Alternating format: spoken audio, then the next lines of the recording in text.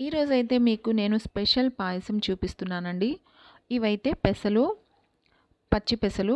వీటిని స్టవ్ మీద పెట్టి లో ఫ్లేమ్‌లోనే వేయించుకోవాలి. మంచి వాసన వచ్చేంత వరకు వేయించుకొని కొద్దిగా వాటర్ వేసి ఒక 3-4 విజిల్స్ వరకు కుక్కర్ పెట్టుకోవాలి. ఇవి బాగా బాయిల్ అయిన తర్వాత కాస్త మెత్తబడతాయి.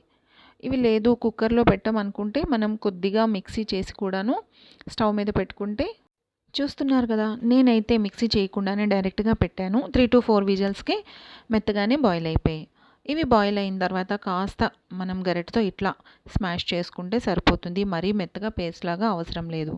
ఇందులోనైతే నేను ఒక గ్లాస్ మిల్క్ తీసుకున్నాను. అందులోనే ఒక హాఫ్ చెక్క కొబ్బరి పొడి కూడా తీసుకున్నాను. పచ్చి కొబ్బరి తురుము. ఇందులోనే కొద్దిగా మనం టేస్ట్‌కి తగ్గట్టు బెల్లం వేసుకోవాలి. బెల్లం వేసుకుంటేనే టేస్ట్ అండి. షుగర్‌తో చేసే ఐటెమ్స్ అయితే నేను ఎక్కువగా ప్రిఫర్ చేయను. సో, అన్నింటికి బెల్లమే వాడతాను.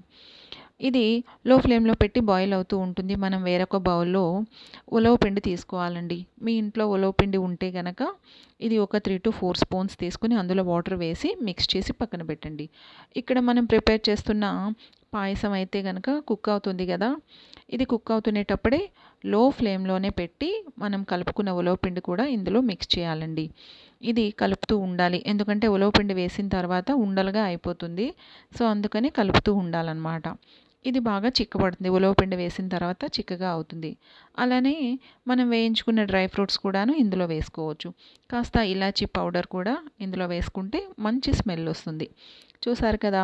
ఉలవ పిండి వేసిన పెసర పాయసం చాలా టేస్ట్‌గా ఉంటుందండి. ఒక్కసారి మీరు కూడా ట్రై చేసి ఎలా ఉందో నాకు కామెంట్ చేయండి.